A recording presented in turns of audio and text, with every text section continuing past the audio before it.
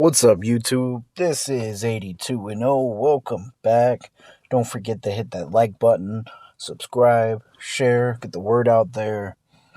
So, Kevin Durant is putting together another super team. Here's my honest assessment of Durant. Great player, all-time great. One of the most skilled players we've ever seen. One of the best small forwards the game has ever seen. In my opinion, he should definitely have more than one MVP. Now, all of that said, all of that out of the way, this is my issue with him. Now, obviously, I don't want to sound like a hypocrite here. Players should have the right to go where they want, okay? I'm not pro-owner. Anybody who watches my channel knows that. You don't owe any loyalty to these organizations. Look at how they treated Marcus Smart.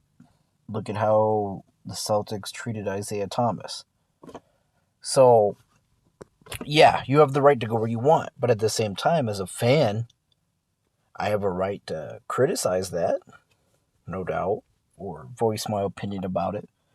And the thing is Durant, he's an egomaniac. He can't handle the fact that people criticize him. He's someone who calls himself God. Not my words, his words.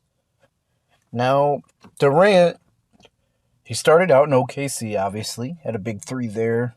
Westbrook, Harden, Ibaka was there. Those were some deep teams, right?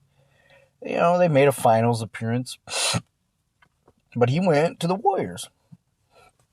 Now, it was his right, but look at it like this, right? How would you have let's say 1987, right?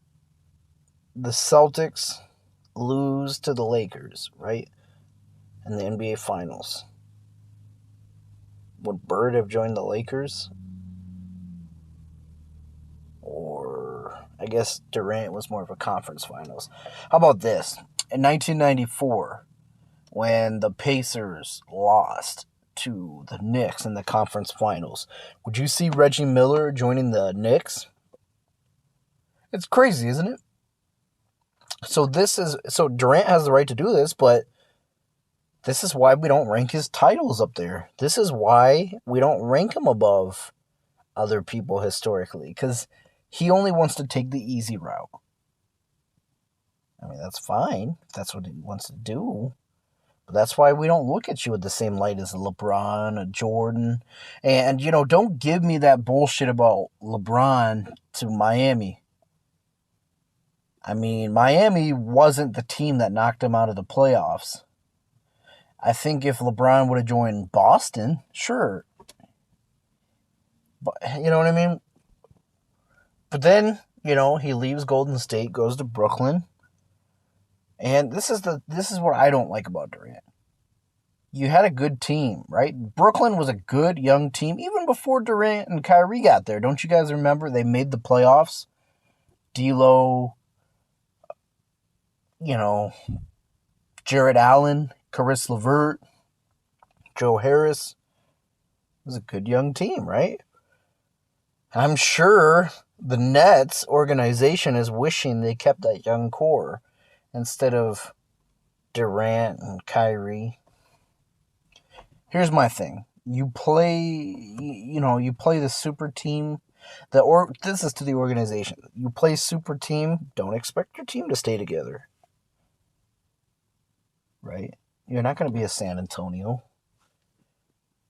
So anyways, in Brooklyn, Kyrie wasn't enough. They had to trade their depth to get Harden.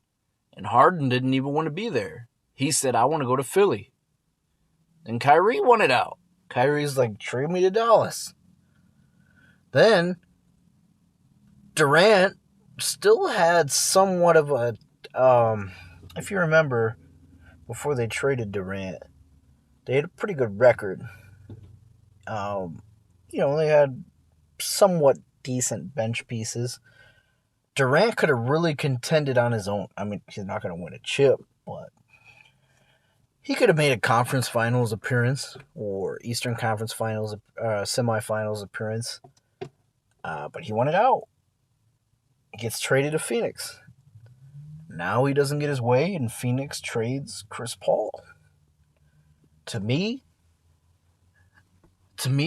and I don't know what goes on in the heads of the Suns players. I could be totally wrong on this assessment. I don't know Chris Paul personally. But don't you think this would have somewhat of an effect on the chemistry? I mean, Booker makes a finals appearance with Chris Paul. They had a better record with those two than with Durant. And I'll give it, Durant was only there half the season. Yeah, they trade him away for Bradley Beal. So you got Bradley Beal on this huge contract. You got Durant on a huge contract. You got not only Durant on a huge contract, Devin Booker, DeAndre Ayton. So what bench are you going to have left? And they're getting rid of that mid-level exception, so they're not going to win. There's no defense. Who's going to play the point guard? I mean, it's just a mess. And this is exactly my problem with Durant. He ruins every organization he goes to, man.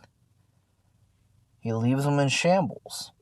The Warriors, they bounced back. It took them a while, but they bounced back in 22. But that's my honest assessment of Durant. I just can't rank him above a LeBron.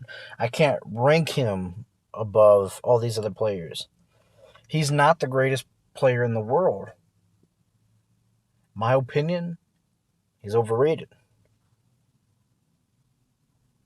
Overrated in the sense that he wants to be considered this top 10 player. He thinks he's better than Bird, LeBron. He's not any of that. Yes, he's great, and I'll contradict myself here. He's underrated in some aspects. I'll give him that. For example, he's so efficient at shooting that you think he would have more MVPs. That's all I was thinking. But let me know what your thoughts are down below. Do you think the Suns will win a chip with Booker, Beal, and Durant?